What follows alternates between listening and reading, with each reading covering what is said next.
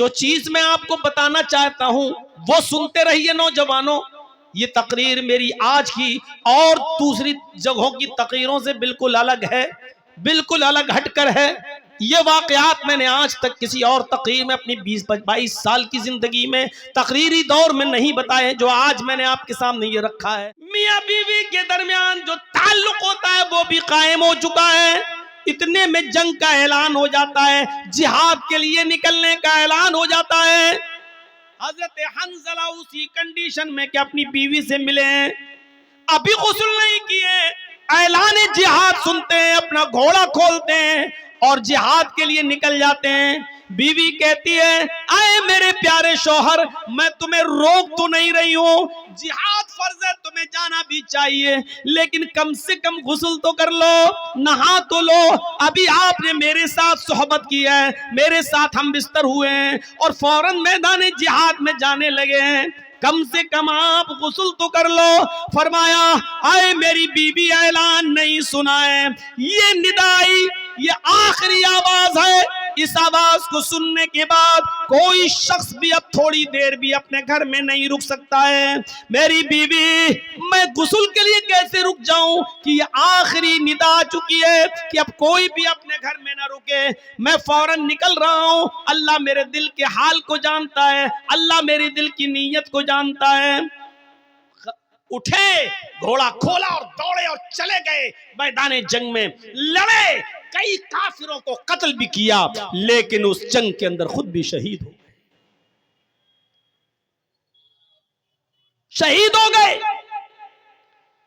और शहीद का उसूल यह है शरीयत में कि उसको जिन कपड़ों में शहीद होता है, कोई आदमी अल्लाह की राह में जब मारा जाए तो उन्हीं कपड़ों में दफन किया जाता है, शहीद को कोई नया कफन नहीं पहनाया जाता, शहीद को गुस्ल नहीं दिया जाता, शहीद की जनाजे की नमाज नहीं पढ़ी जाती, ऐसे ही उसको उन्हीं कपड़ों में दफन कर दिया जाता है। जब उसको दफन करने के लिए ले जाया जा रहा था तो हंजला की बीवी कहने लगी, अल्लाह के रसूल, मेरे शौहर को गुस्ल दे दीजिए। अल्लाह के नबी फरमाते हैं, अय हंजला की बीवी, क्या तुझे पता नहीं तेरा शौहर शहीद हुआ है और शहीद को गुस्ल नहीं दिया जाता, उसको इन्हीं कपड़ों में कफनाया जाएगा, इन्हीं कपड़ों में दफनाया जाएगा जिसमें वो शहीद हुआ है, और कयामत के दिन इसी हाल में उठेगा कि उसके जिस्म से खून गिर रहा होगा। अल्लाह खून, गिरते हुए खून को देख कर कहेगा, फरिश्तों इसको जन्नत में ले जाओ, ये तो मेरे लिए सारी चीजों की कुर्बानी देकर आया है, इसका क्या हिसाब लूं, इससे क्या सवाल करूं, इससे क्या पूछताछ करूं, इससे क्या क्वेश्चन आंसर करूं, इसको जन्नत में दाखिल कर।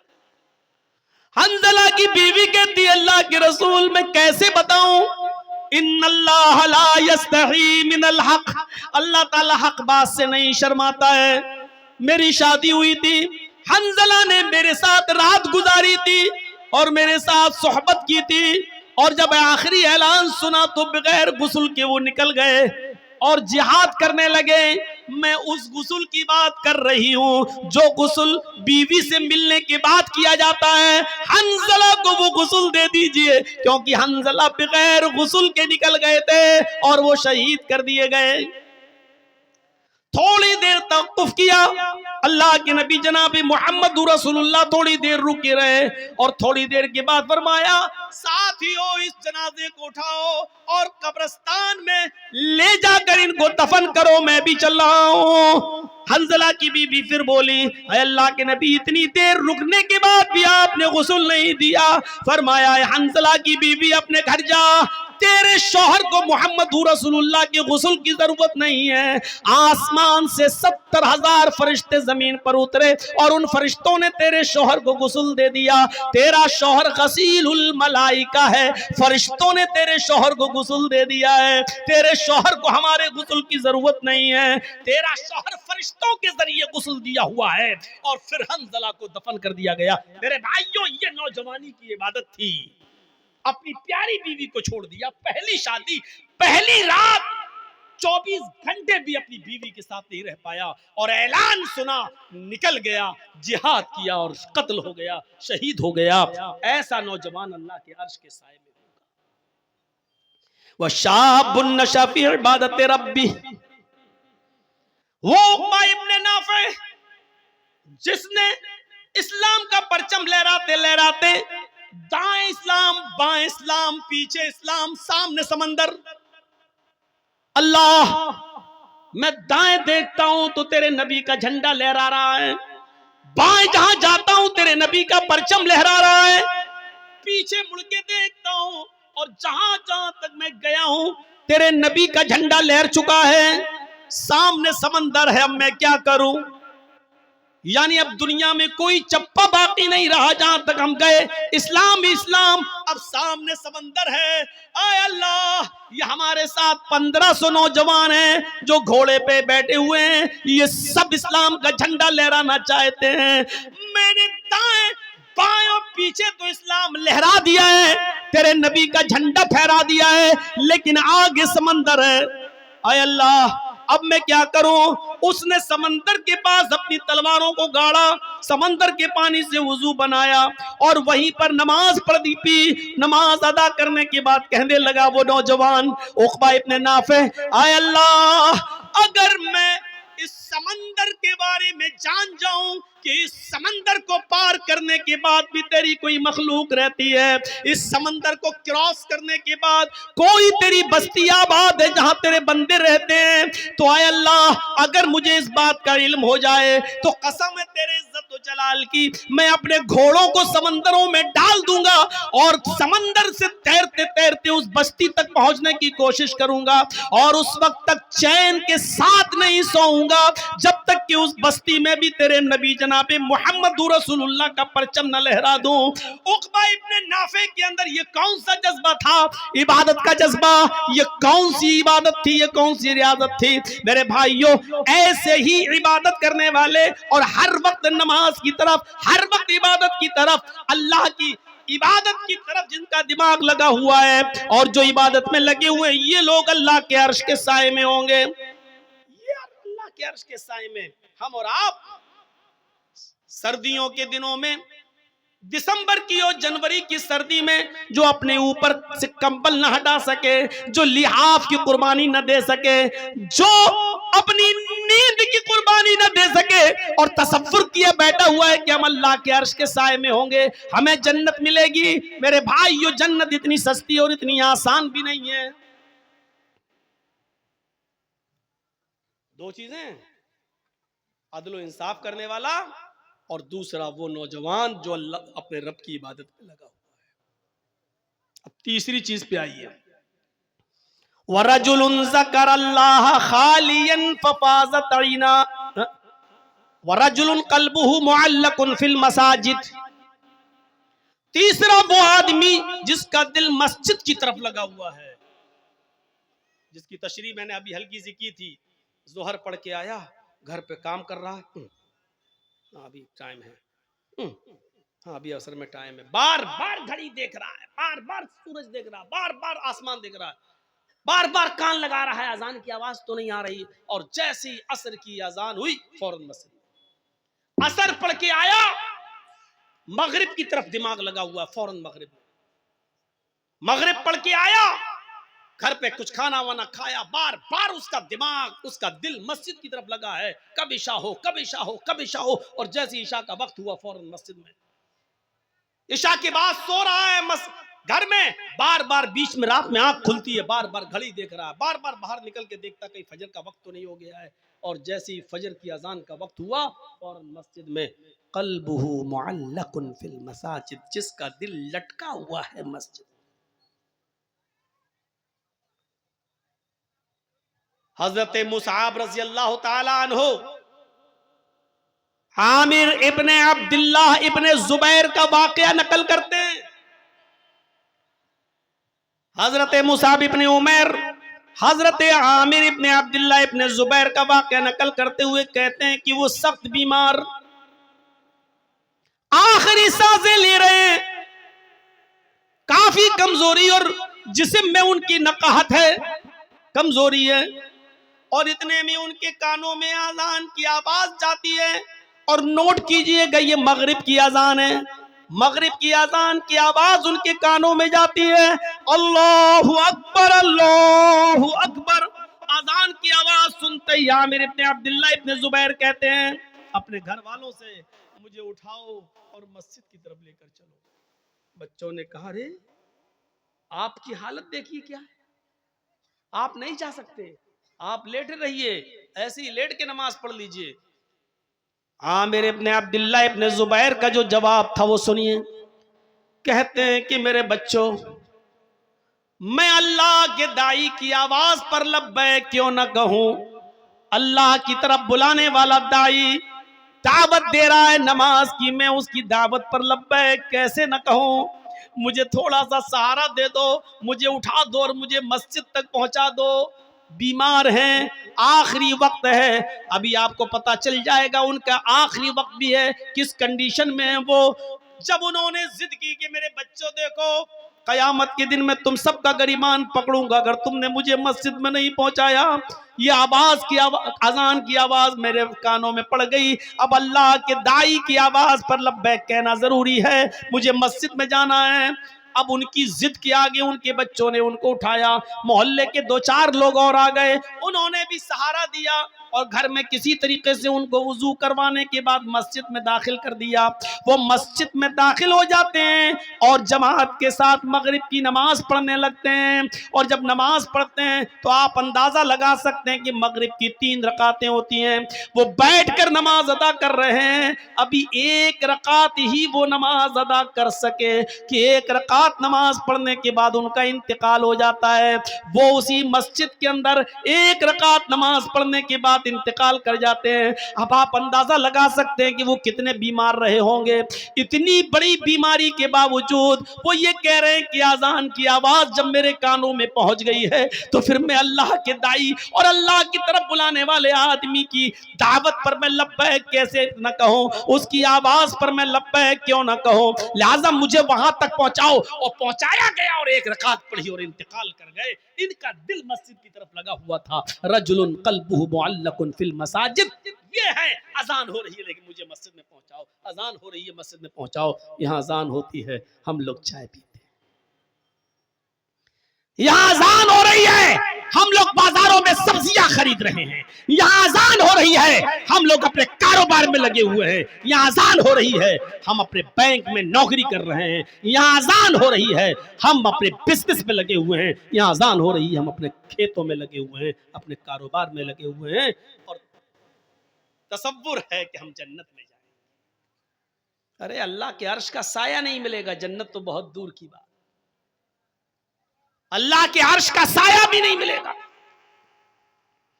इमाम बगवी ने अपनी मशहूर मायानाज किताब सियर के अंदर उबैदुल्लाह अल कवारीरी का एक वाक़या नकल किया है कि वो शाम बसरा के रहने वाले थे। बसरा के उनके घर कोई मेहमान आ गए। वैसे तो वो 5 वक्त की नमाज में पहली तकबीर में मस्जिद में रहते थे, लेकिन आज उनके घर में कोई मेहमान आ गया। मेहमान की देख रेख खातिर मदारात की वजह से उसको खाना वाना खिलाने में थोड़ी सी देर हो गई। इतनी सी देर हो गई कि ईशा की अजान के बाद जमात मस्जिद में हो गई। वो अपने मेहमान को खाना खिलाने के बाद मस्जिद की तरफ गए तो क्या देखते हैं कि मस्जिद से लोग नमाज पढ़ के वापस आ रहे हैं। पूछा कि क्या हुआ, का जमात हो गई। वो दूसरे मोहल्ले में गए कि वहां जाकर शायद नमाज मिल जाए, जमात मिल जाए, लेकिन दूसरे मोहल्ले में जाते हैं तो क्या देखते हैं कि उधर भी जमात हो चुकी है। उन्होंने बसरा की आसपास की जितनी मस्जिदें थी कोशिश करके देख लिया कि कहीं जमात मिल जाए, क्योंकि जमात का सवाब अकेले नमाज पढ़ने से 27 गुना ज्यादा दर्जा रखता है। इस सवाब की उम्मीद में वो जाते हैं कि नमाज अदा कर लो, जमात मिल जाए। लेकिन उनको बसरा की किसी मस्जिद में ईशा की जमात नहीं मिली। तो फिर वो अपने घर आ गए और अपने घर पे उन्होंने जाए नमाज बिछाई, मुसल्ला बिछाया और ईशा की नमाज वो पढ़ने लगे। जब वो 1 मर्तबा 4 रकात ईशा की पढ़ चुके तो कहने लगे कि ईशा की नमाज जमात के साथ अगर मैं पढ़ता तो 27 गुना दर्जा मिलता, 27 गुना सवाब मिलता, तो क्यों नहीं मैं जमात के सवाब को पहुंचने के लिए ईशा की नमाज को 27 बार पढ़ लूं। अगर मैं 4-4 रकात करके 27 मरतबा अगर मैं नमाज पढ़ूंगा तो हमें जमात का सवाब मिल जाएगा। तो उन्होंने अपने घर में ईशा की नमाज को 27 मरतबा पढ़ा। 27 बार, 4 रकात हो गए, चलो दोबारा खड़े हो गए, फिर 4 रकात, फिर तीसरी बार खड़े हो गए। उन्होंने ईशा की नमाज को कितनी बार पढ़ा? 27 बार। उसके बाद मुतमईन हो गए कि अब मुझे जमात का सवाब मिल गया, यानी इंशाअल्लाह जो जमात मुझसे छूटी है उसके बराबर सवाब मिल जाएगा। इसके बाद जब बिस्तर पे सोने गए, अल्लामा बगवी, इमाम बगवी सियर में नकल करते हैं, जब वो बिस्तर पर लेटते हैं तो ख्वाब में देखते हैं कि वो घुड़सवारों के साथ दौड़ रहे हैं। एक कौम है, एक कुछ लोग जो अपने अपने घोड़ों को दौड़ा रहे हैं, मुकाबला कर रहे हैं।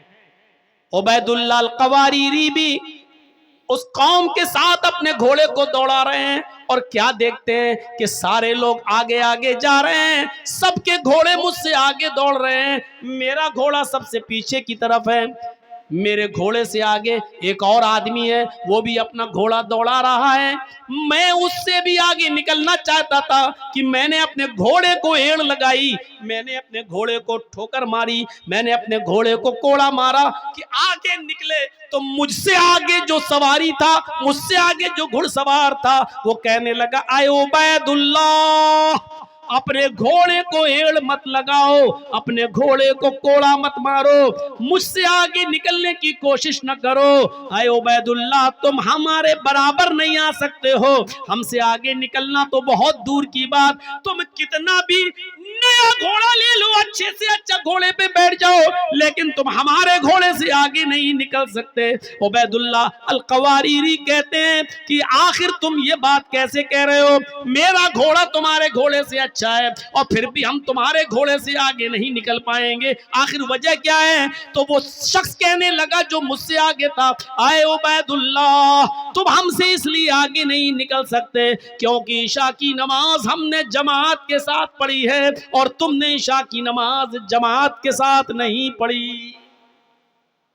27 मरतबा नमाज पढ़ने के बाद भी वो दर्जा नहीं मिला जो जमात के साथ नमाज पढ़ने का मिला। वरजुलुन क़ल्बुहु मुअल्लकुन फिल मसाजिद, तीसरा वो आदमी मस्जिद जिसका दिल मस्जिद की तरफ लटका हुआ है, वो आदमी अल्लाह के अर्श के साए में होगा। नमाज की तरफ ऐसा दिल होना चाहिए। अब चौथा आदमी की तरफ आइए, चौथे शख्स की तरफ आइए। 3 हो गए ना, बार बार गिना रहा हूं ताकि याद हो जाए। अदलो इंसाफ करने वाला अमीर, दूसरा वो नौजवान जो अल्लाह की इबादत में लगा हुआ है, और तीसरा वो आदमी जिसका दिल मस्जिद की तरफ लगा हुआ है, जो बार बार नमाज पढ़ के आता हो, दूसरी नमाज के लिए सोचता है। 3 आदमी हो गए। चौथा, वरजुलानी तहब्बा फिल्लाह इज्तमा अलैहि व तफर्रका अलैहि, कितने लोग हैं जो आपस में एक दूसरे से नहीं बोलते लेकिन जाती दुश्मनी में। लेकिन चौथा आदमी अर्श के साए में कौन होगा? वो आदमी जो किसी का दोस्त होगा तो अल्लाह के लिए, और किसी से दुश्मनी की होगी तो अल्लाह के लिए। आपसे हमने दावत और तबलीग का काम किया, आपको हमारी बात पसंद आई, आप हमारे मुरीद बन गए, आप हमारी दोस्ती हो गई, आप हमारी बातें सुन रहे हैं, इसलिए आप जर्जी साहब आइए चाय पिला। क्यों? इसलिए कि हम कुरान और हदीस आपको सुनाते हैं, आप इसलिए हमारी इज्जत करते हैं। ये अल्लाह के लिए है। हमारा आपका क्या रिश्ता है, हमारा आपका क्या रिश्ता है, लेकिन ये मोहब्बत अल्लाह के लिए।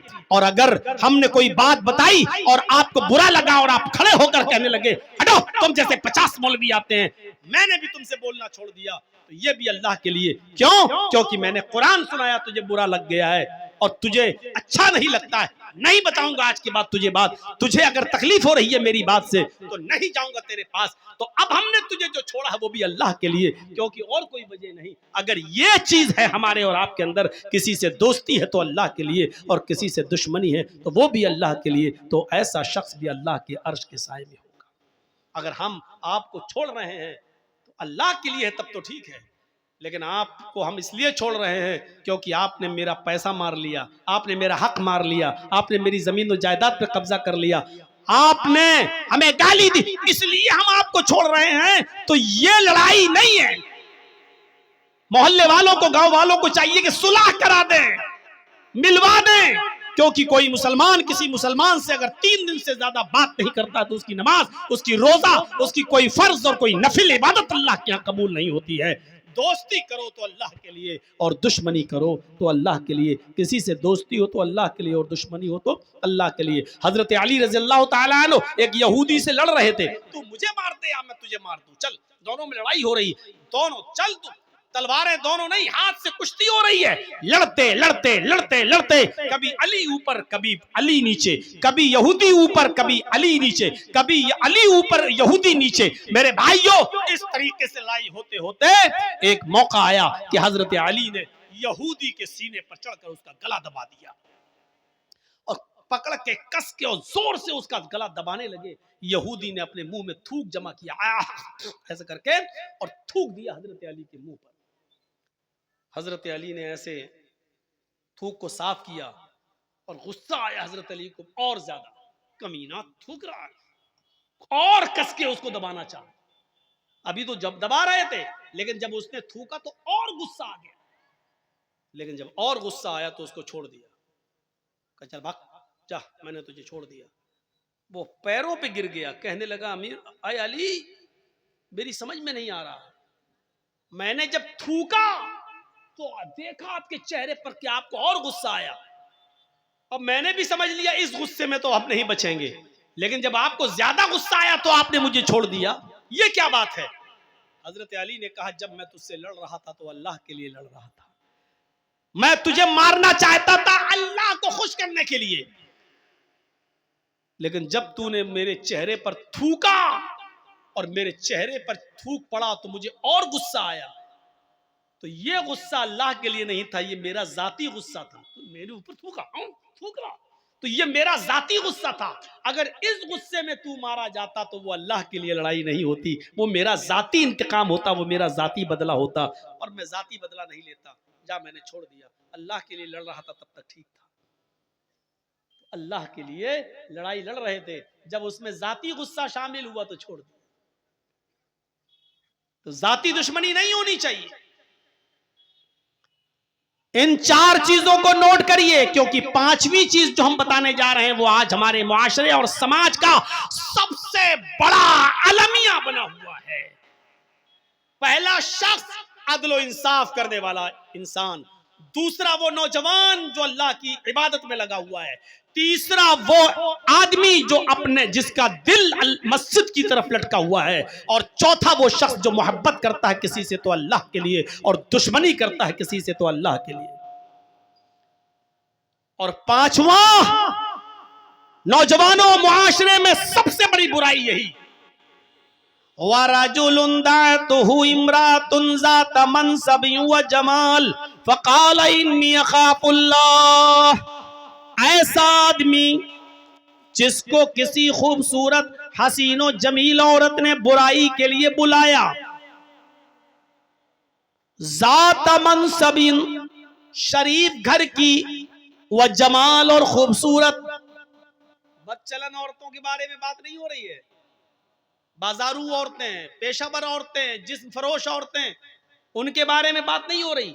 आपके इलाके की, आपके गांव की कोई शरीफ घर की औरत, ज़ात मनसबिन, हस्ब नसब वाली बेहतरीन शरीफ घराने की लड़की, व जमाल, और खूबसूरत औरत, अगर वो आपको बुलाती है कि आओ चलो हमारे साथ ये काम कर लो, ज़ात मनसब, पैसे वाली, दौलत वाली, यानी वो आपको पैसा भी दे रही है, वो आपको मौका भी दे रही है, वो आपको तन्हाई में भी ले जा रही है, उसके पास सारे इंतजाम है, वो कह रही है कि मेरा रूम अलग है, मैं पैसा भी दूंगी, मेरे साथ रहो, मेरे साथ खाओ, मैं खाना भी दूंगी, और मेरे साथ तुम गलत काम करोगे मैं तुम्हें इसकी उजरत भी दूंगी।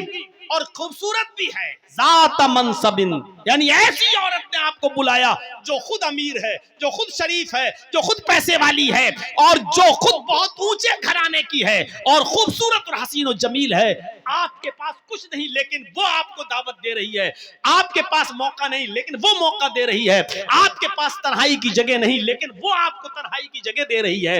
ये सब कुछ होने के बाद फिर आपने ऐसी खूबसूरत, ऐसी हसीन और जमील और ऐसी जात और मनसब और हसब और नसब वाली और ऐसी शरीफ औरत को देखकर कहा, हट चल भाग यहां से, इन्नी अखाफुल्लाह, मेरा रब मुझे देख रहा है, मैं अल्लाह से डरता हूं, मैं तेरे करीब नहीं जा सकता, मैं ये गलत काम नहीं कर सकता। ऐसी औरत की दावत का इनकार करने वाला और ऐसी औरत के दिल और इरादे को पूरा न करने वाला शख्स अल्लाह के अर्श के साए में होगा, अल्लाह के अर्श के साए में होगा। इमाम इब्ने सीरीन का नाम सुने, बहुत बड़े बुजुर्ग गुजरे हैं, बहुत खूबसूरत थे, बहुत हसीन और जमील थे। ये जिस बस्ती में रहते थे बज़ाज़ी का काम करते थे, कपड़े की गठरी को सर पे लाद कर गली गली मोहल्ले मोहल्ले में जाकर बेचा करते थे और किसी मस्जिद के इमाम भी थे, लेकर गली गली बेचा करते थे। उस इलाके में एक अमीर ज़ादी बेवा औरत रहती थी, उसका शौहर मर चुका था, उसकी काफी लौंडियां थी, बांदियां थी, खादिमा थी, यानी बहुत पैसे वाली थी, बहुत अमीर थी, अमीर ज़ादी, अमीर की बेटी थी वो। लेकिन उसका शौहर मर गया था और वो अपनी बांदियों, अपनी नौकरानियों के जरिए गांव में, मोहल्ले में और आसपास के इलाके में ऐसे नौजवानों को तलाश करवाती थी अपनी नौकरानियों से कि कोई खूबसूरत नौजवान मिले तो उसको हमारे पास लेकर आओ, और वो उनके साथ गलत काम करती थी। एक बांदी ने, उसकी एक नौकरानी ने अपनी मालिका से कहा, इस बेवा औरत से, कि एक इमाम है, बहुत खूबसूरत है, हसीन और जमील है, नौजवान है, कहो तो मैं उनको तुम्हारे पास लेकर आऊं, कपड़ा बेचते हैं। तो कहा ठीक है, उसको लेकर आओ। इमाम इब्ने सीरीन के पास ये बांदी गई, वो कपड़ा लादे हुए थे, उनसे कहने लगी कि मेरी मालिकन है, वो आपसे कपड़ा खरीदना चाहती हैं, लेकिन वो बहुत पर्दे वाली है, बाहर नहीं निकलती हैं, वो अपने घर पे तुम्हें बुला रही हैं और आपसे वहां कपड़ा खरीदना चाहती हैं। इमाम इब्ने सीरीन रहमतुल्लाह अलैह उस औरत के पास जाते हैं, बांदी बाहर रह जाती है और उस बेवा औरत ने उनको अपने घर के अंदर बुला लिया। ये कपड़ा दिखाने लगे, देखो बहन, देखो देखो, कपड़ा खोल खोल के उनको दिखाने लगे। और उसको तो कपड़ा लेना ही नहीं था। जब उसको कपड़ा लेना नहीं था तो वो दिल लगी की बातें करने लगी, बहलाने फुसलाने की बातें करने लगी, उनको अपनी तरफ माइल करने लगी और कहने लगी मुझे कपड़ा खरीदना ही कब है, आइए मेरे करीब होइए और मेरे साथ जिमा कीजिए, मेरे साथ हम बिस्तरी कीजिए।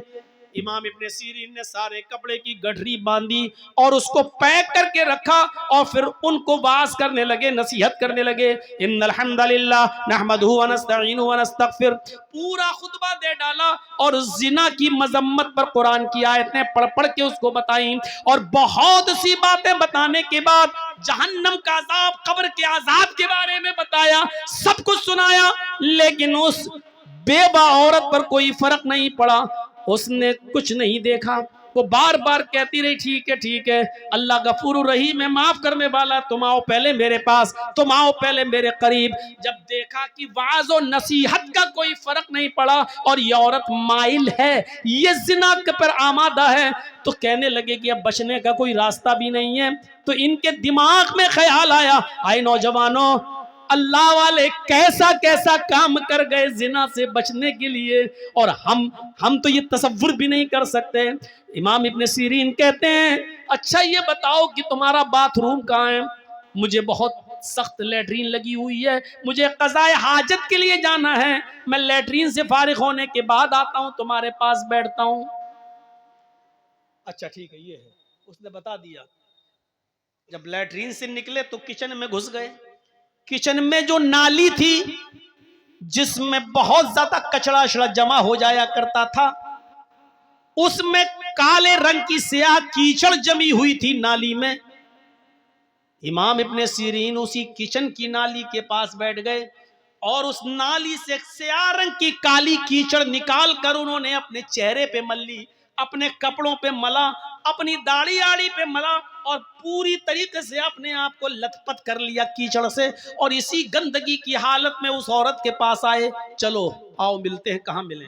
उसने कहा हट हट, बदबू आ रही है, ये क्या करके आया तू? ये जल्दी से कपड़े की गठरी उठाई और भाग गए। और फिर जब गांव में पहुंचे तो एक कुएं से पानी खींचा और वहां जाकर उन्होंने अपने कपड़े धोए और वहां जाकर वो नहाए धोए और उन्होंने गुस्ल किया और अल्लाह का शुक्र अदा किया कि आय अल्लाह, आज तूने मुझे एक औरत के शर्र फितन से तूने मुझे बचा लिया, आज मैं जिना जैसी बदकारी से महफूज हो गया। मेरे प्यारे साथियों, जिना से बचने के लिए गौर करो कि वो औरत इमाम इब्ने सीरीन अगर उसका इरादा पूरा कर देते तो पैसा भी देती, तन्हाई भी दे रही थी, अमीर भी थी, कपड़ा भी नहीं खरीदती और पैसा भी दे रही थी उनको, सब कुछ। लेकिन इमाम इब्ने सीरीन के पास सब कुछ था, मौका था, तन्हाई थी और वो बेवा औरत खूबसूरत भी थी, लेकिन इन सब के बावजूद अल्लाह का खौफ था और अपने आप को बचाया।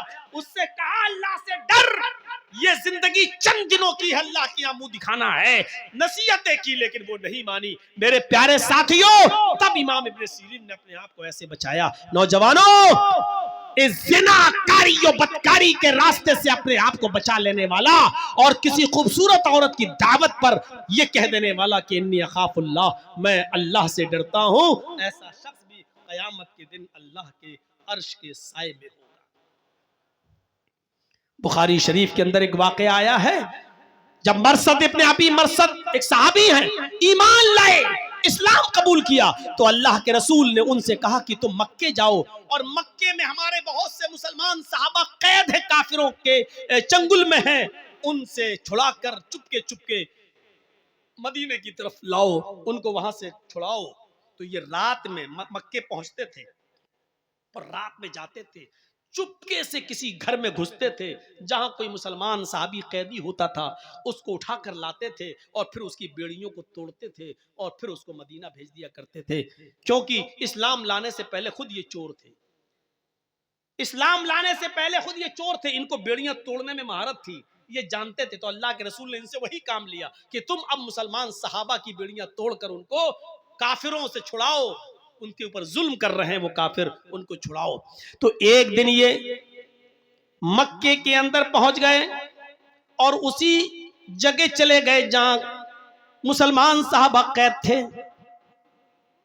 रात की तारीकी का फायदा उठाया और एक दीवार के पीछे छिप गए। चांदनी रात थी, रात के अंधेरे में एक औरत निकल के आई, उसने दीवार के पीछे एक साया देखा, समझ गई कि इस दीवार के पीछे कोई आदमी बैठा है, उस आदमी का साया यहां आ रहा है।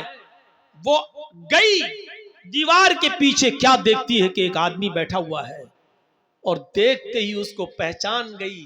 कहने लगी, तुम तो मरसद हो, तुम तो मरसद हो। मरसद ने देखा, मरसद भी पहचान गए, कहने लगे तुम तो अनाक हो, तुम तो अनाक हो। कहां? जमाने जाहिलियत में जब मरसद इस्लाम नहीं लाए थे तो इस औरत के साथ उनके नाजायज ताल्लुकात थे, कई मर्तबा इस औरत के साथ मिल चुके थे, लंबे तलंगे लंबे चौड़े थे, वो अनाक उनकी दीवानी थी। इतने दिनों के बाद आज देखती है, कहती है मरसद पुरानी यादें ताजा हो गई, कितने साल के बाद तुम आए हो, चलो हमारे घर चलो, हमारे घर में कोई नहीं, आज की रात हमारे साथ सो जाओ, वही रात गुजारो। मरसद इब्ने अबी मरसद कहते हैं क्या या नाक, अब इन हाथों ने मोहम्मद रसूलुल्लाह के हाथों को छू लिया है, ये हाथ मोहम्मद रसूलुल्लाह से टच हो चुके हैं, इन हाथों ने मोहम्मद रसूलुल्लाह से मुसाफा कर लिया है। आया नाक, अब हराम औरत की तरफ में हाथ नहीं बढ़ा सकता, आया नाक बेहतर है कि तुम चली जाओ। अनाक कहने लगी, अच्छा अब तुम बदल गए हो, मेरी आरज़ू और मेरे अरमानों का तुम गला घोंट रहे हो, इतने सालों के बाद आए हो, अगर तुमने मेरे इरादे और मेरे अरमान और मेरी आरज़ुओं को पूरा न किया तो मैं चिल्ला दूंगी। मरसद इब्ने अबी मरसद कहते हैं कि कुछ भी करो लेकिन अब मैं तुम्हारे साथ जिना नहीं कर सकता है। मैं मुहम्मदुर रसूलुल्लाह सल्लल्लाहु अलैहि वसल्लम, इन आंखों ने मुहम्मदुर रसूलुल्लाह का दीदार कर लिया है, अब ये हराम चीज की तरफ उठेगी भी नहीं हमारी नजरें। अनाक कहती है आए खेमे वालों उठो, आए गांव वाले उठो, एक आदमी आया है तुम्हारे कैदियों को चुरा रहा है, तुम्हारे कैदियों को उठाकर ले जा रहा है। अनाक की आवाज सुनकर मोहल्ले वाले और गांव वाले उठने लगे, दौड़ने लगे। मरसद इब्ने अबी मरसद ने जब उनको आता हुआ देखा तो वो भाग गए, एक पहाड़ की तरफ चले गए और पहाड़ के ऊपर चढ़ने के बाद उनको एक गार नजर आई तो वो पहाड़ से नीचे उतरकर उस गार के अंदर छिप गए। वो लोग पहाड़ के ऊपर तक आए, उनको गार का दरवाजा नहीं दिखाई दिया। उन्होंने, गांव वालों ने उस पहाड़ के ऊपर खड़े होकर पेशाब भी किया। मरसद इब्ने अबी मरसद कहते हैं, बुखारी की रिवायत है, वो पेशाब कर रहे थे और उनका पेशाब हमारे सर पर आ रहा था। वो पेशाब कर रहे थे और उनका पेशाब हमारे सर पर गिर रहा था, लेकिन मैं टसमस नहीं कर रहा था। अगर मैं थोड़ा बहुत हिलता तो वो मुझे पहचान लेते और देख लेते। मैं ऐसे ही छुपा रहा, यहां तक कि कुछ देर के बाद वो सब चले गए। रात काफी हो गई और वो सब चले गए, अनाक भी चली गई, ये सोचकर कि अब तो मरसद इब्ने अबी मरसद भाग गया है। फिर थोड़ी देर के बाद मैं गार से निकला और फिर मैं अपने काम में लग गया। इसके बावजूद मैंने एक आदमी को उठाया, उसको अपने कांधों पर लादा, लेकिन वो बहुत भारी आदमी था, हम उसको लेके चल नहीं पा रहे थे। वो बार बार उसको उठाते और वो मुझे थका देता। थोड़ी देर के बाद हम जब उसके गांव से बाहर निकले तो मैंने उसकी पैरों की बेड़ियां तोड़ी और उसके हाथों की बेड़ियां तोड़ी और उसको लेकर अल्लाह के नबी के पास आया। अल्लाह के नबी मोहम्मद रसूलुल्लाह को पूरा वाकया सुनाया। अय अल्लाह के नबी सल्लल्लाहु अलैहि वसल्लम, ऐसा ऐसा मामला है, अनाक हमारी पुरानी दोस्त है, उससे हमारे जमाने जाहिलियत में बड़े अच्छे ताल्लुकात थे, उसके साथ मैं जिना भी कर चुका हूं, उसके साथ मेरा उठना बैठना सब कुछ था, उसके घर पे रहता था। अय अल्लाह के नबी, क्या इस्लाम लाने के बाद मैं उससे निकाह कर सकता हूं? क्या मैं उसको अपनी बीवी बना सकता हूं? आप इजाजत दीजिए कि मैं अनाक को अपनी बीवी बना लूं। अल्लाह के नबी सल्लल्लाहु अलैहि वसल्लम खामोश रहे कि आए मरसद, इंतजार करो, अल्लाह रब्बुल आलमीन की तरफ से अगर कोई हुक्म होता तो मैं तुम्हें बताता हूं कि तुम अनाक से निकाह कर सकते हो या नहीं निकाह कर सकते हो। यहां तक कि अल्लाह रब्बुल आलमीन ने कुरान में आयत नाजिल फरमा दी कि अज़ानी ला यनकिहु इल्ला ज़ानियतन औ मुशरिकतन, कोई जानी किसी जानिया ही से निकाह कर सकता है और किसी मुशरिका से ही, और कोई जानिया औरत किसी जानी मर्द से ही निकाह कर सकती है, या जानी या मुशरिक मर्द से निकाह कर सकती है। आए मरसद, तुम ईमान ला चुके हो, तुम मोमिन हो चुके हो, और किसी मोमिन के लिए जायज नहीं है कि किसी जानिया और बदचलन औरत से, किसी जानिया और मुशरिका से निकाह करे। लिहाजा अल्लाह ताला ने तुम्हें अनाक के साथ निकाह करने से मना कर दिया है। तुम अनाक को अपनी बीवी नहीं बना सकते हो। मेरे प्यारे साथियों, गौर करो किस तरीके से अपने आप को जिना से बचाया। जंगल में मौजूद बड़ी खूबसूरत औरत अनाक, दोस्ती भी रह चुकी है जमाने जाहिलियत में, और वो कह भी रही है मेरे घर में कोई नहीं है, चलो। अकेला, तन्हाई का मौका, दिल के सारे दरवाजे खुले, पूरा चांस और पूरा मौका भी दे रही है, लेकिन मरसद इब्ने अबी मरसद क्या कह रहे हैं? अल्लाह से डर, मैंने अल्लाह के रसूल के हाथों को छुआ है, अब ये किसी हराम चीज को नहीं छू सकते हैं। ये लोग अल्लाह के अर्श के साए में होंगे। लिहाजा वो नौजवान, वो आदमी जिसको किसी खूबसूरत लड़की ने बुराई के लिए बुलाया और उसने ये कह दिया कि मैं अल्लाह से डरता हूँ, इन्नी अखाफुल्लाह, तो ऐसा शख्स भी कयामत के दिन अल्लाह के अर्श के साए में होगा। 5 चीजें हो गई, 2 चीजें और रह गई, इनका भी खुलासा कर दूं।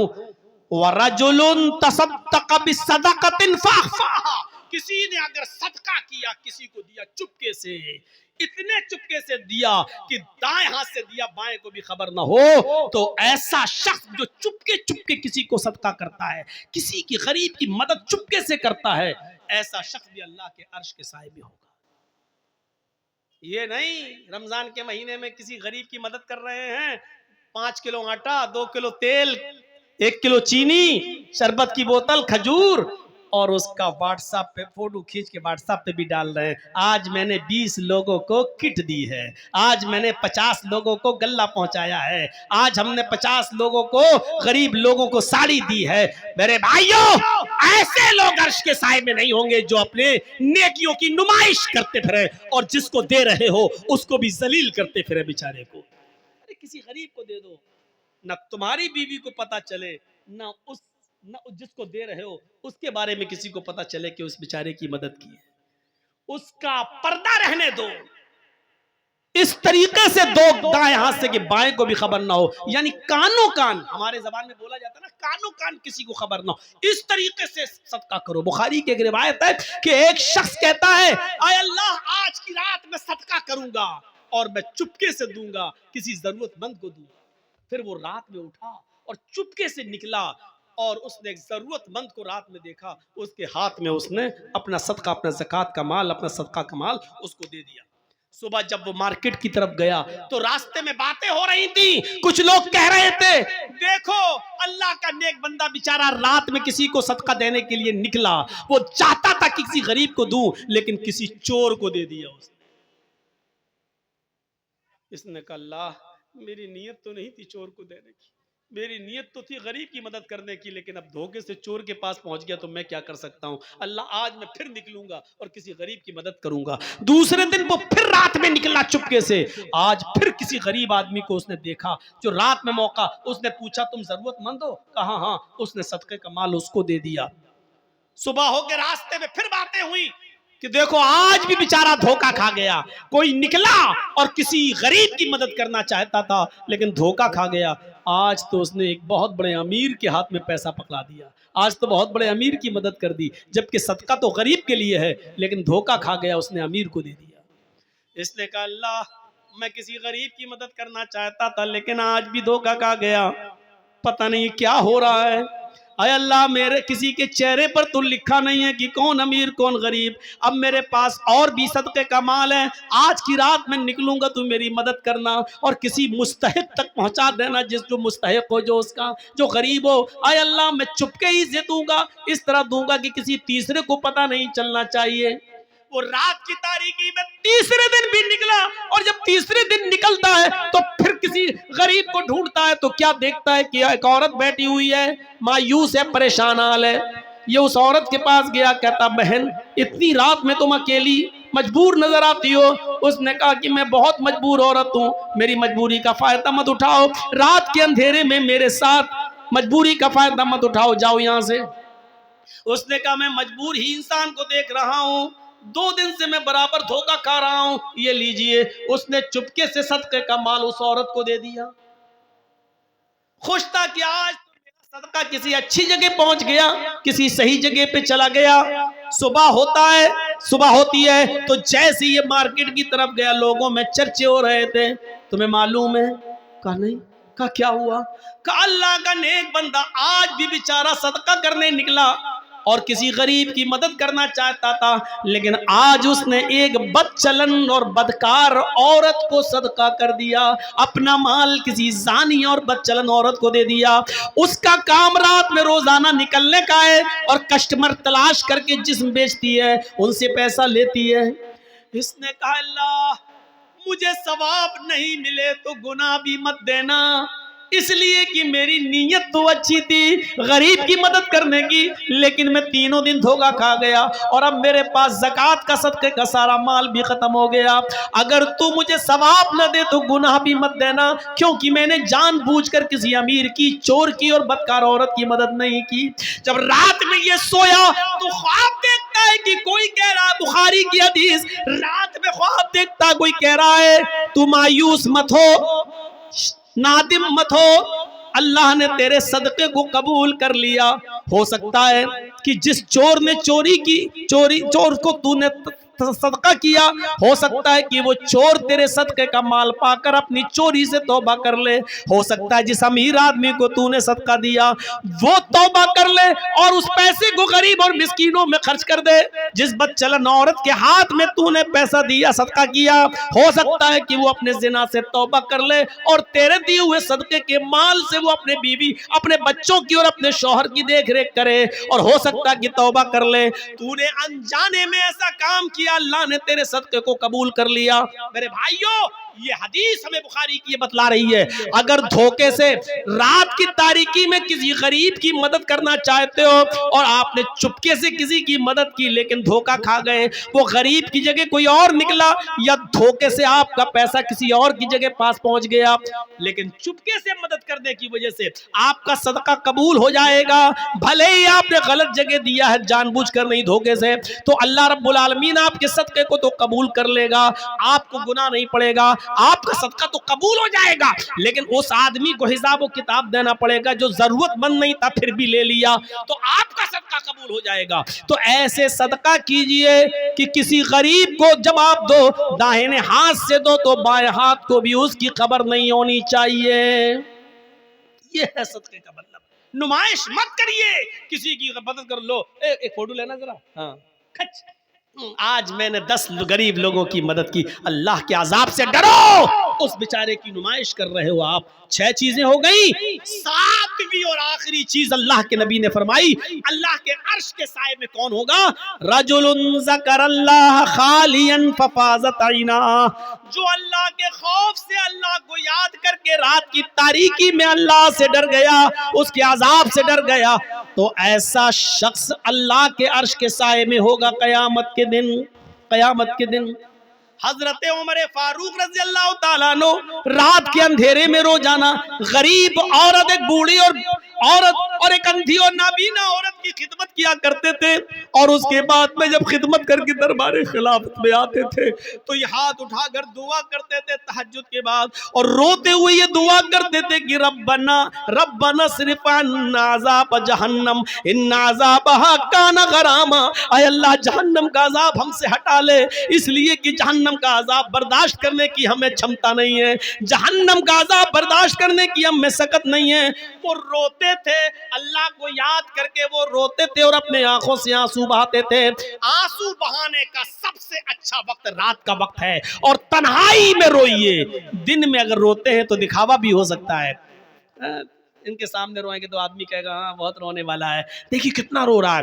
रात की तारीकी में और अकेले में रोइए और अपने रब को बनाइए और दुआ मांगिए, रब्बना सिर्फ अज़ाब जहन्नम इन्ना अज़ाबहा काना गरामा, इलाहुल आलमीन तू जहन्नम के अजाब से हमको नजात अता फरमा, ऐ अल्लाह जहन्नम के अजाब से हमको बचा ले, इन्ना अज़ाबहा काना गरामा, कि तेरा अजाब बहुत ही ज्यादा सख्त और चिपटने वाला है। ये दुआ मांगते रहो और आंखों से आंसू बहाते रहो। अल्लाह के नबी सल्लल्लाहु अलैहि वसल्लम ने जिक्र व अस्कार की बड़ी फजीलत फरमाई है, और याद रखिए उड़ते बैठते चलते फिरते दुआएं पढ़ते रहा करो।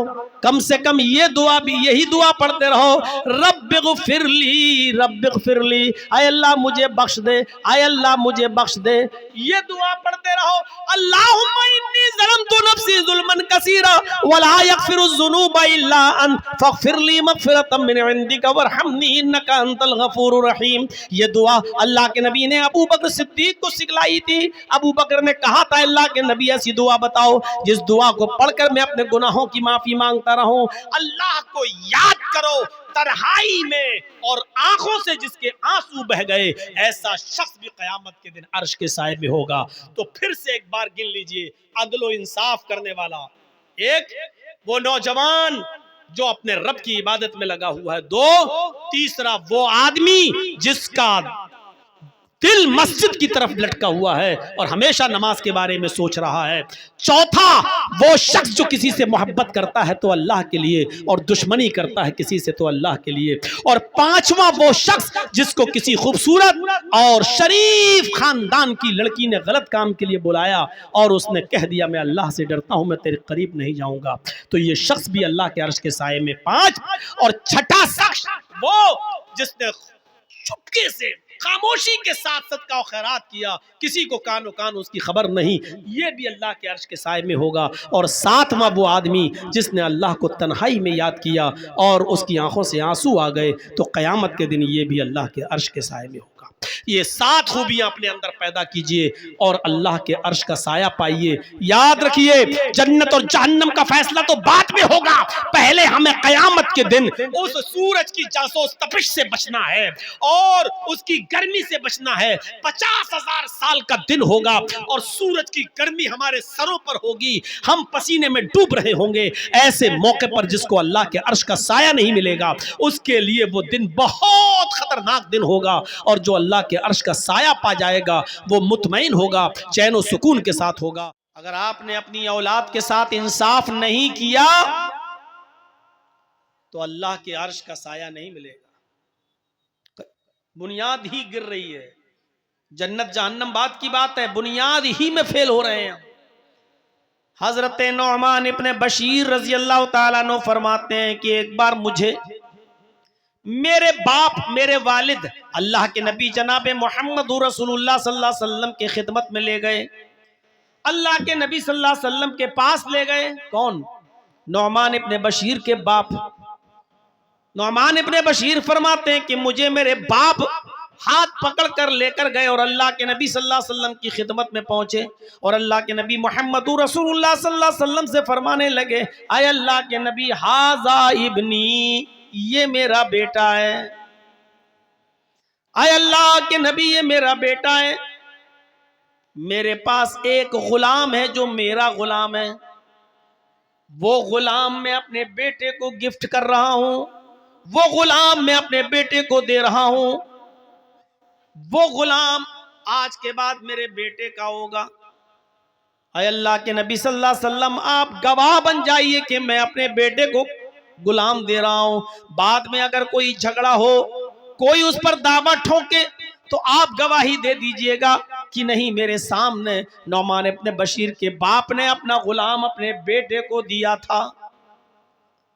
नबी अकरम सल्लल्लाहु अलैहि वसल्लम ने नौमान इब्ने बशीर के बाप से पूछा, क्या तुम्हारे और भी बच्चे हैं, और भी बेटे हैं? उन्होंने जवाब दिया कि हाँ, हमारी और भी औलादे हैं, हमारे और भी बेटे हैं।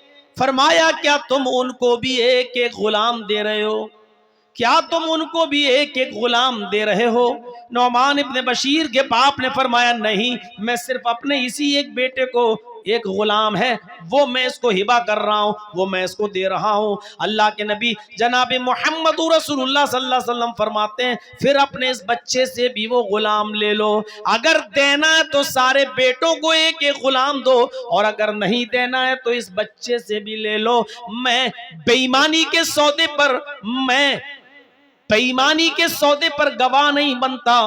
मुझे गवाह बनाना है तो ईमानदारी के साथ गवाह बनाओ, सबको एक एक गुलाम दो, और अगर एक एक गुलाम सबके लिए नहीं है तो अपने बेटे से भी वो गुलाम ले लो, नौमान इब्ने बशीर को भी मत दो। ये अदल होना चाहिए बाप का। कितने लोग हैं आप बाप होंगे, 4 बच्चों के, 5 बच्चों के, 6। गौर करें, जमीन और जायदाद का बंटवारा, गौर करें। क्या आपने वसीयत की? आपके 2 बेटे हैं, 2 बेटियां हैं, आपके मरने के बाद बेटों ने वरासत ले ली, क्या आपकी बेटियों को भी हक मिला? मसला याद रखिएगा, बाप की जिंदगी में औलाद का कोई हक नहीं है। बाप की जिंदगी में औलाद का कोई हक नहीं है। अगर वो अपनी जिंदगी में बंटवारा करता है कोई बाप, तो जितना बेटे को देगा उतना ही बेटी को भी देगा, जितना बेटे को देगा उतना बेटी को भी देगा।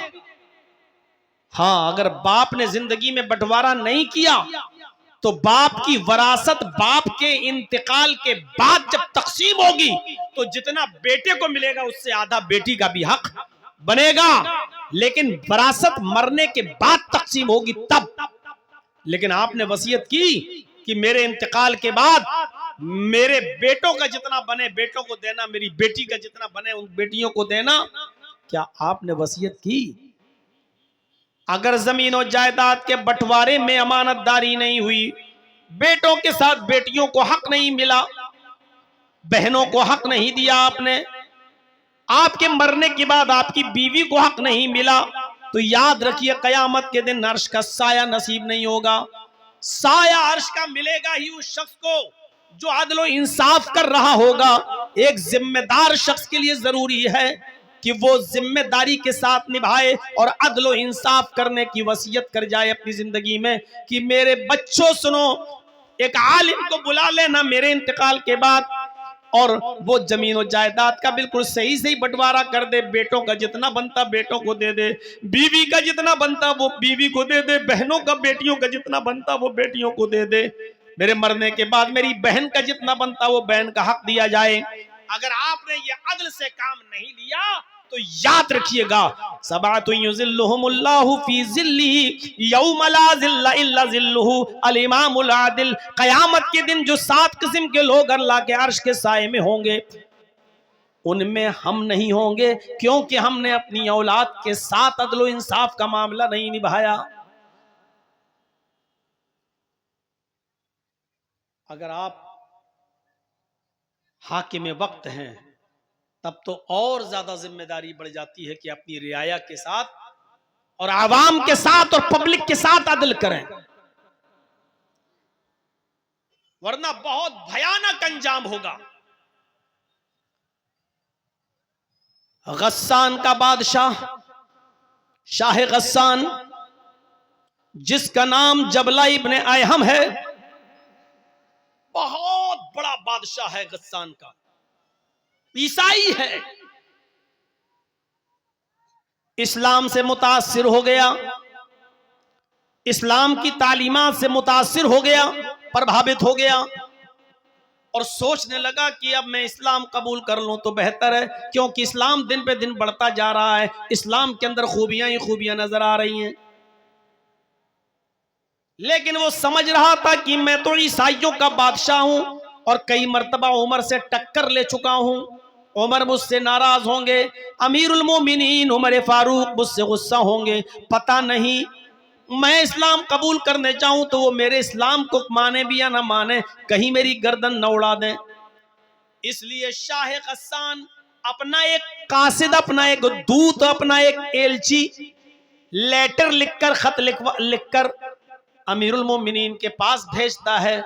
गस्सान का बादशाह जबला इब्ने अयहम एक लेटर लिखता है और अपने दूत के जरिए, अपने कासिद के जरिए वो लेटर भिजवाता है कि हजरत उमर फारूक से ये पूछो कि शाह गस्सान जबला इब्ने अयहम, गस्सान का बादशाह जो ईसाई है, वो इस्लाम कबूल करना चाहता है, क्या मेरी इस्लाम में एंट्री होगी या नहीं होगी।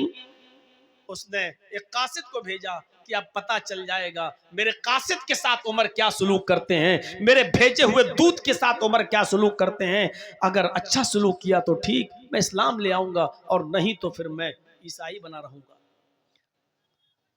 जब वो कासिद, वो दूत हजरत उमर फारूक के पास आया और अमीरुल मोमिनीन को वो लेटर दिया, हजरत उमर ने उस लेटर को पढ़ा और पढ़ने के बाद उसी लेटर पर जवाब लिखवा दिया कि तुम फौरन चले आओ और इस्लाम कबूल कर लो।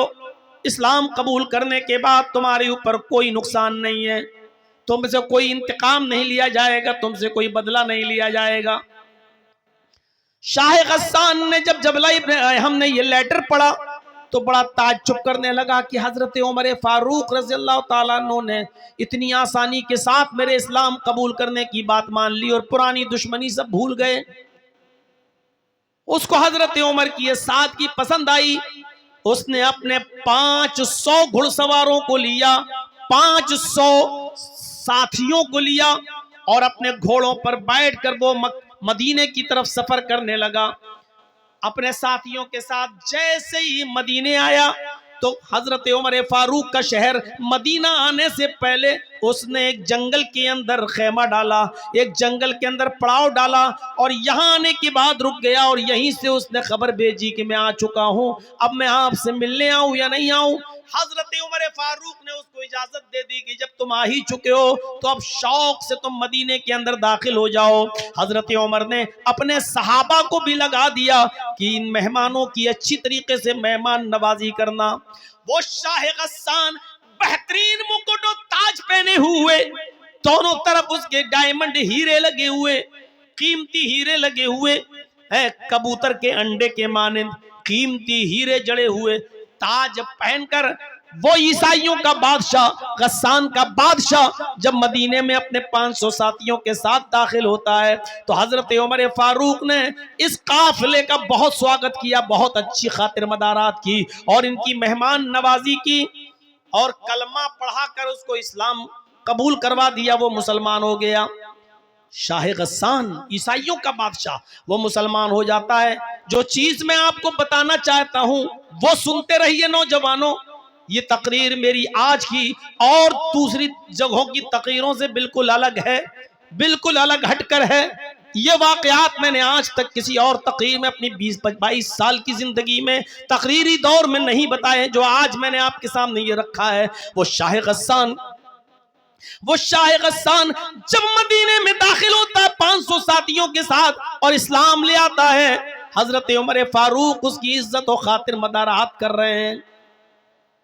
इन्हीं दिनों में हज का सीजन शुरू हो जाता है, इन्हीं दिनों में हज का सीजन शुरू हो जाता है। मदीने से लोग मक्के की तरफ हज करने जा रहे हैं। हजरत उमर फारूक ने शाह गस्सान से जबला इब्न अहम से कहा कि क्यों ना आपको भी हज का मौका मिल रहा है, तुम भी चलो और तुम भी हज कर लो। हम लोग जा रहे हैं हज करने के लिए, आए गस्सान के बादशाह, तो मैं भी हज मुबारक हो और मैं चाहता हूं कि तुम भी मेरे साथ हज करने के लिए चलो। वो भी तैयार हो गया और शाह गस्सान जब तैयार होता है हज करने के लिए, रवाना हुआ अपने साथियों के साथ। और ये सब लोग जब मक्के में पहुंचे तो अलग अलग हो गए। चलो जाओ, अब तवाफ के बाद मिलेंगे, उम्रे के बाद मिलेंगे, बाद में मुलाकात होगी। हजरत उमर भी तवाफ करने लगे और खाने काबा पहुंचने के बाद शाह गस्सान भी तवाफ करने लगा। एक खूबसूरत लुंगी पहने हुए था एहराम की शक्ल में, ऊपर एक चादर डाले हुए था और बेहतरीन किस्म की एक लुंगी पहने हुए था। बादशाह था, चूंकि वो पैसों की उसके पास कोई कमी नहीं थी। वो तवाफ करने लगा। दौरान तवाफ एक नौजवान सहाबी से, जो अराबी था, जो देहाती था, वो नौजवान सहाबी भी तवाफ कर रहा था। भीड़ ज्यादा होने की वजह से इस नौजवान आदमी का पैर शाह गस्सान की लुंगी के ऊपर रख गया। ऐसे वो तवाफ हो रहा था तो ऐसे वो पैर से लुंगी दब गई, शाह गस्सान की लुंगी दब गई। शाह गस्सान जब आगे बढ़ा तो उसकी लुंगी खुल गई, शाह गस्सान की लुंगी खुल गई। चादर इतनी लंबी थी ऊपर वाली, जो नीचे तक थी उसकी शर्मगाह नहीं दिखाई दी, सतर नहीं खुला, उसकी लुंगी खुल गई। इसने जल्दी से, नौजवान ने, इस मुसलमान सहाबी ने जल्दी से उसकी लुंगी उठाकर उसको दी कि भाई गलती से, धोखे से मेरा पैर तुम्हारी चादर पर, तुम्हारी लुंगी पर रख गया। शाह गस्सान ने देखा एक गरीब आदमी जिसके एहराम में पैबंद लगे हुए हैं, जिसके कपड़े में जोड़ लगे हुए हैं, इस कमीने ने, इस कमबख्त ने मेरी लुंगी को अपने पैर से दबा दिया। शाह गस्सान पीछे मुड़ा और उसने एक जोरदार थप्पड़ इस मुसलमान नौजवान को, इस सहाबी को मार दिया। देखो उस लड़के को रोको तो लाल लाइट मार रहा है। यही माँ बाप ने सिखाया है। इतने इतने से बच्चे हैं, इनको ये भी नहीं मालूम लाइट कहां मारी जाती है।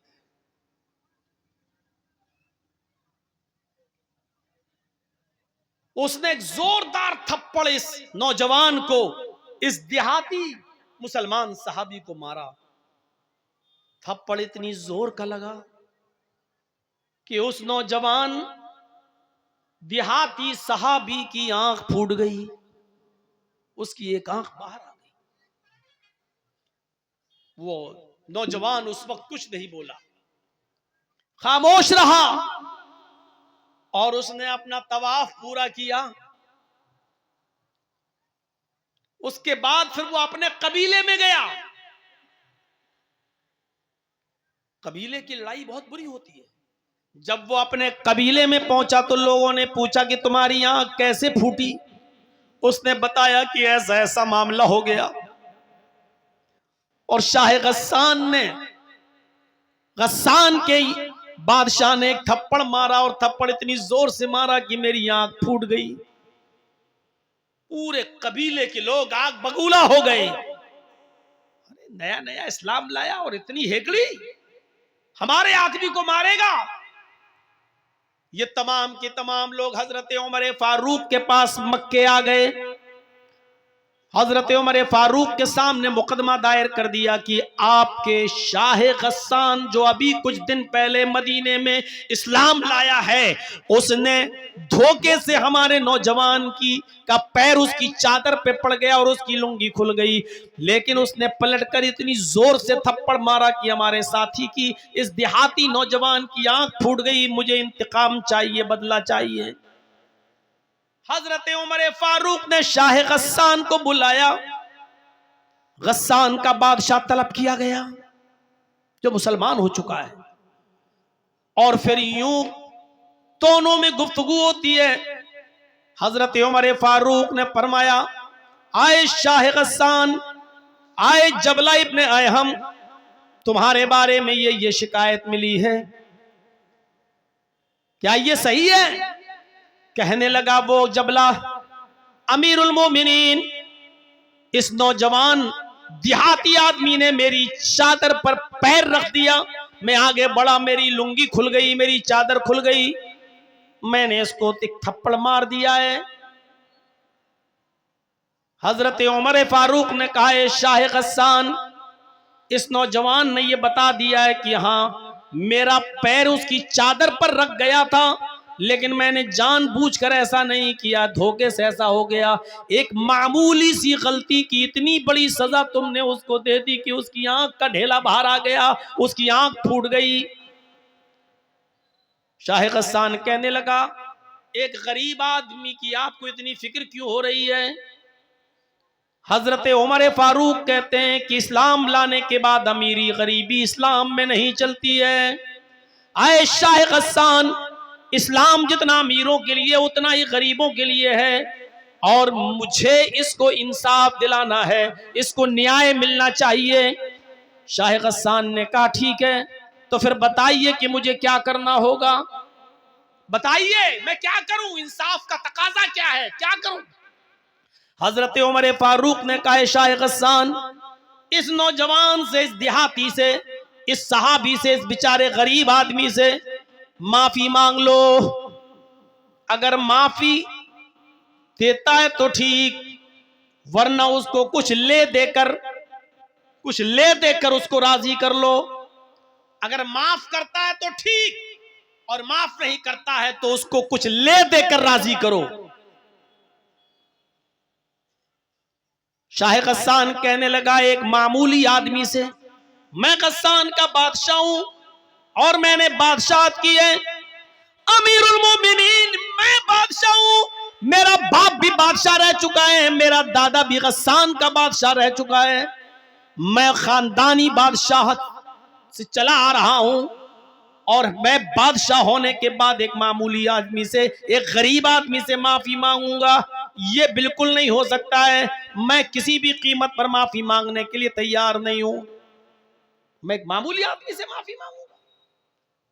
हजरत उमर फारूक ने कहा, तो फिर इंतकाम के लिए तैयार हो जाओ। उसने कहा, कैसा इंतकाम? कहा, आंख के बदले आंख, तुम्हारी भी आंख फोड़ी जाएगी। गौर करो, ये किससे कह रहे हैं हजरत उमर फारूक, जो अभी चंद दिन पहले इस्लाम लाया है। बादशाह 500 लोगों के साथ इस्लाम लाया है, गस्सान का बादशाह है। कहा मेरी आंख फोड़ी जाएगी? कहा हाँ। तो कहने लगा फिर मैं ऐसे इस्लाम को छोड़ने के लिए तैयार हूं, आए अमीरुल मोमिनीन, जिसमें अमीरों का ख्याल न रखा जाए, जिसमें बादशाहों की बादशाहत का भी ख्याल न रखा जाए, जिसमें उनकी इज्जत और तौकीर का ख्याल न हो, तो ऐसे इस्लाम को फिर मैं छोड़ दूंगा। हजरत उमर ने कहा ये तुम्हारी मर्जी। उसने कहा ठीक है, मैं इस्लाम छोड़ने के लिए तैयार हूं, लेकिन इससे माफी नहीं मांगूंगा। हजरत उमर फारूक ने कहा अगर इस्लाम छोड़ते हो तो याद रखना मुर्तद की जो सजा है इस्लाम में वो मैं तुम्हें दूंगा, और मुर्तद की सजा यह है कि इस्लाम जो नहीं लाया वो तो चैन के साथ है, वो तो सुकून के साथ है, लेकिन इस्लाम लाने के बाद फिर इस्लाम को छोड़कर किसी और मजहब में जा रहा कोई जाता है तो फिर इस्लाम में उसकी सजा है कि उसकी गर्दन उड़ाई जाए। अगर तुम इस्लाम को छोड़ने का इरादा बना रहे हो तो फिर मैं तुम्हारी गर्दन उड़ाने के लिए तैयार हूं। अभी तो आंख फुड़वा लो, तुम्हारा मामला बन जाएगा, आंख के बदले आंख।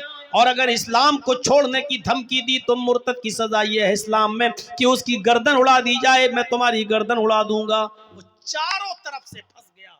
शाह गस्सान माफी मांग रहा है तो छोटा हो रहा है, आंख फुड़वा नहीं सकता, मुर्तद हो जाए तो कत्ल। उसने कहा अमीरुल मोमिनीन मैं चारों तरफ से इस वक्त फंसा हुआ हूं, मुझे एक दिन की मोहलत दीजिए, मैं सोच समझकर बताता हूं, मुझे माफी मांगना है या आंख फुड़वाना है या मुझे इस्लाम छोड़ना है, मुझे फैसला करने के लिए मुझे एक दिन की मोहलत दीजिए, 24 घंटे की मोहलत।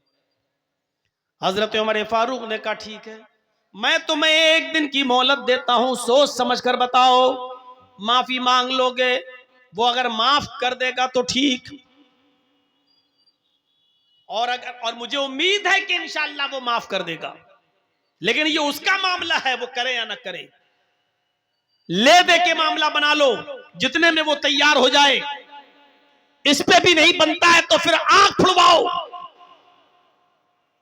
कोई एक फैसला, जाओ मैं तुम्हें एक दिन की मोहलत देता हूं। वो अपने बस्ती में गया जहां रुका हुआ था 500 आदमियों के साथ, और उन लोगों से कहता है कि ऐसा ऐसा मामला है, इस इस्लाम में हमारी कोई इज्जत नहीं है, तौकीर नहीं है, हमको गरीबों के साथ लाके बिठा दिया गया और कहा कि इसको बदला दो, लिहाजा रात की तन्हाई होने दो, जब सारी दुनिया बेहोशी में सो रही होगी उस वक्त हम 500 आदमी यहां से फरार हो जाएंगे। लिहाजा जैसी रात की तारीकी हुई, रात का अंधेरा आया और सब लोग ख्वाबे गफलत में बेहोश होकर जब सोने लगे तो शाह गस्सान जबला इब्न हम अपने 500 साथियों के साथ रात के अंधेरे का फायदा उठाकर भाग गया और वो गस्सान पहुंच गया। मेरे प्यारे साथियों, हजरत उमर फारूक ने उसकी कोई परवाह नहीं की। 500 लोग चले गए जाए, लेकिन इंसाफ का मर्डर नहीं होना चाहिए, अदल बाकी रहना चाहिए। इस्लाम की तालीम यही है कि इंसाफ कायम रहे, एक गरीब आदमी को, एक गरीब नौजवान को भी इंसाफ मिलना चाहिए। हजरत उमर फारूक ने कहा नौजवान वो गया 500 आदमियों को भी ले गया, कोई परवाह नहीं, अल्लाह का शुक्र है कि मैंने अदल को बचाया, मैंने न्याय को बचाया, मैंने इंसाफ को बचाया। मेरे भाइयों, ऐसा अदल करने वाला अमीरुल मोमिनीन हजरत उमर फारूक जैसा शख्स कयामत के दिन अर्श के साए में होगा। ऐसे ही लोगों के बारे में अल्लाह के नबी ने फरमाया कि 7 किस्म के लोग कयामत के दिन अल्लाह के अर्श के साए में होंगे। उस दिन अल्लाह के अर्श के साए के अलावा कोई दूसरा साया नहीं होगा। अल इमामुल आदिल, पहला शख्स अदल इंसाफ करने वाला, हुक्मरा हाकिम वक्त, अमीर जो घर का भी जिम्मेदार हो। कबीले बनु मखजूम की एक औरत जिसका नाम फातिमा था, चोरी में पकड़ी गई, अल्लाह के रसूल के पास लाई गई। नबी अकरम सल्लल्लाहु अलैहि वसल्लम ने फरमाया इसकी चोरी इतनी ज्यादा है कि हद को पहुंच रही है, इसका हाथ काट डालो। लोगों ने कहा अमीर घर की है, बड़े ऊंचे और इज्जतदार घराने की औरत है, अगर इसका हाथ कट गया तब तो नाक ही कट जाएगी उस खानदान की, उस कबीले की। नबी अकरम के सबसे करीबी और सबसे चहीते सहाबी हजरत उसामा के पास सिफारिश के लिए भेजा गया उसामा को कि आप अल्लाह के रसूल के बहुत करीबी लोग हैं, करीबी हैं, आप नबी से सिफारिश कीजिए, शायद अल्लाह के रसूल आपकी बात मान जाएं और उस औरत का हाथ ना कटवाएं। अल्लाह के रसूल ने उसामा से कहा,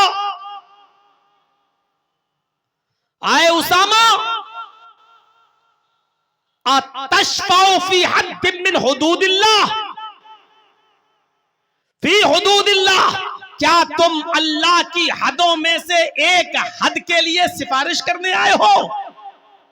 ये अल्लाह की कायम करदा हदें हैं और तुम कहते हो कि मैं उस औरत को छोड़ दूं? ये सजा मोहम्मद ने नहीं, मोहम्मद के रब ने नाफिज की है। पहले जमाने के लोग इसीलिए बर्बाद हुए क्योंकि उनके अमीर जब कोई गलत काम करते थे तो उनको छोड़ दिया जाता था, और उनके ज़ईफ और कमजोर लोग जब कोई गलत काम करते थे तो उनको सजा दी जाती थी। नहीं, इस औरत का भी हाथ काटा जाएगा, तुम्हारी भी सिफारिश नहीं मानी जाएगी। अल्लाह के रसूल ने सिफारिश रिजेक्ट कर दी उसामा की, और उस औरत का, बनु मखजूम के लड़की का, औरत का हाथ काट डाला गया जिसका नाम फातिमा था।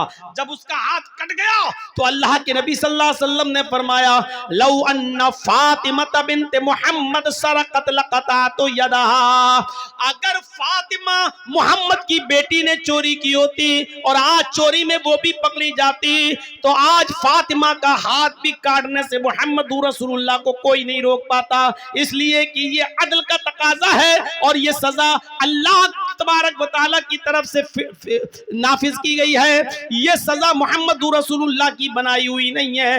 अगर आज इस औरत की जगह पर मोहम्मद की अपनी बेटी भी चोरी में पकड़ी जाती तो जमाना देखता, दुनिया देखती कि मोहम्मद अपनी बेटी फातिमा का भी हाथ कटवा देता। ये है अदल इंसाफ।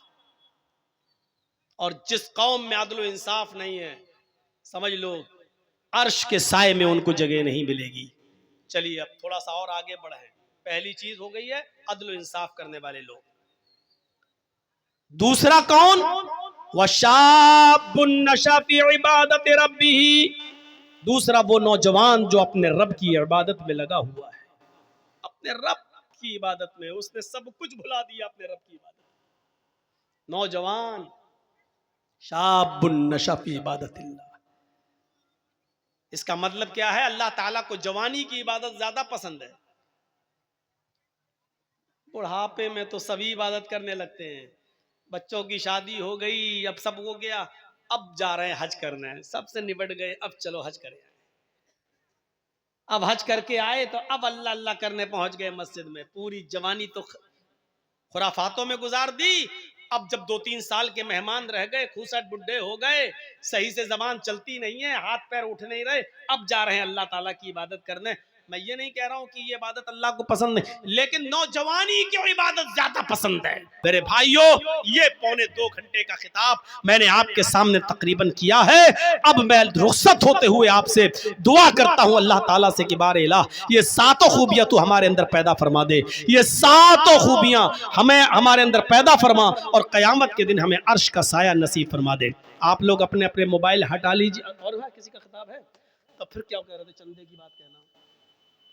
तो मेरे भाइयों, आपसे गुजारिश है, मस्जिद का है, मदरसे का, ये मदरसा है और इस वक्त मदरसों पे कैसी